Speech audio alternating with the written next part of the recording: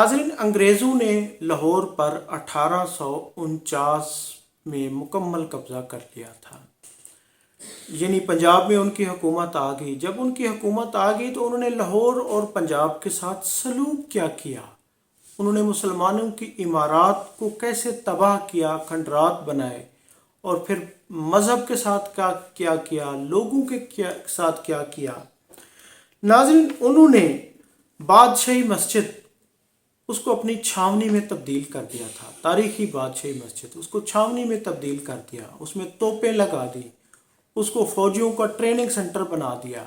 इसी तरह उन्होंने कुरानी तालीमात के लिए बने हुए जो हुजरे थे उनको गिरा दिया कि यहाँ पर उनका मौक़िफ़ ये था अंग्रेज़ सरकार का कि यहाँ पर मुसलमान अंग्रेज़ हुकूमत के ख़िलाफ़ साजिशें करते हैं। उन हुजरों को गिरा कर जहाँ पर मुसलमान बच्चे मुसलमान यानी कि कुरान मजीद की तिलावत करते थे, तालीमात दी जाती थी, यानी कि सहाय सत्ता जो अहादीस की कुतुब हैं उनकी तालीम दी जाती थी, उन सब को गिरा कर एक दलान बना दिया गया और उसको छावनी में तब्दील कर दिया गया।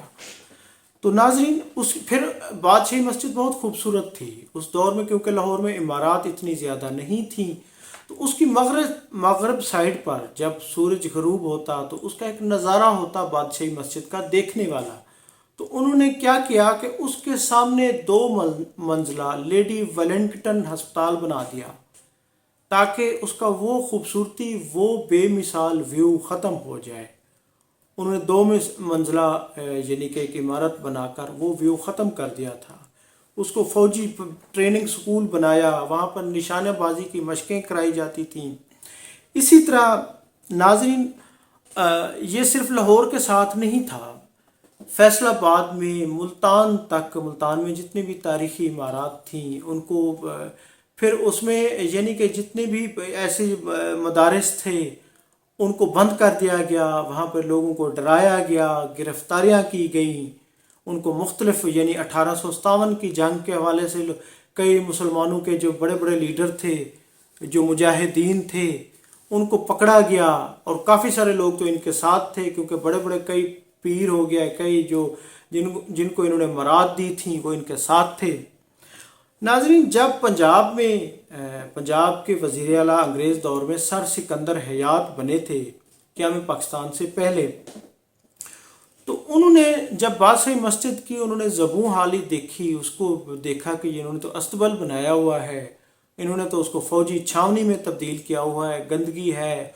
तो उसने फ़ैसला किया कि इस मस्जिद की मैं हालत बदलूँगा। तो उन्होंने ये सारी तमाम चीज़ें ख़त्म कराने के लिए उसने अंग्रेज़ सरकार को कहा कि यहाँ से सामान को भी हटाया जाए और इसकी सफाई की जाए, इसकी बेहतर हालत में इसकी तज़ीयो आरائش की जाए। तो अंग्रेज़ सरकार ने उस वक्त की जो दिल्ली सरकार थी और उस बरतानिया से जो कंट्रोल होती थी, उन्होंने नाजरीन फ़ंड देने से इनकार कर दिया था। और फिर वज़ीर आला पंजाब सर सिकंदर हयात, उन्होंने नाजरीन उस वक्त के जितने भी बड़े मुसलमान ताजर थे, मुसलमान सेठ थे, उन्होंने एक आना उन पे एक टैक्स लगाया, मस्जिद टैक्स लगाया और पैसे इकट्ठे करके मस्जिद की बहाली का काम शुरू कराया। और 20 साल में बादशाही मस्जिद अपनी सूरत में बहाल हुई। 20 साल तक काम होता रहा।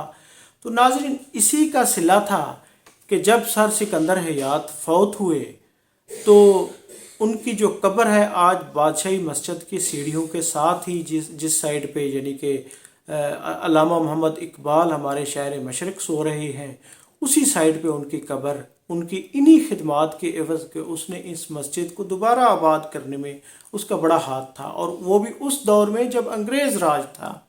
उसने मुसलमानों से पैसे, क्योंकि अंग्रेज़ों ने इनकार कर दिया था, उन्होंने तो इस मस्जिद को उजाड़ा था।